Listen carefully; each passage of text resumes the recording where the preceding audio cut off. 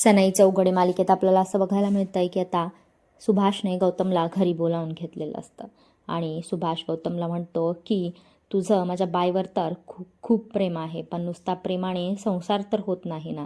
त्याच्यामुळे तू स्वतः काहीतरी कर, तू स्वतःला सिद्ध करून दाखव आणि मगच तू माझ्या बाईशी लग्न करू शकतोस. त्याचबरोबर तुझा दादा आणि तुझी आई तुला सांभाळतील सुद्धा, तुला पॉकेट मनी म्हणून पैसेसुद्धा खर्चायला देतील, पण तुझं स्वतःचं असं काहीतरी असावंस जेणेकरून अभिमानानं सांगू शकू की आमचा जावई हा खूप कर्तृत्ववान आहे. आणि हे सगळं गौतमला पटतं. गौतम आसावरी आणि तिच्या घरच्यांना वचन देतो की मी तुझ्या बाबांनी सांगितलेल्या सर्व अटी मान्य करेल आणि त्यांना तक्रार करण्याची कसलीही जागा देणार नाही. आणि हे ऐकल्यावर आसावरी प्रचंड खुश होते.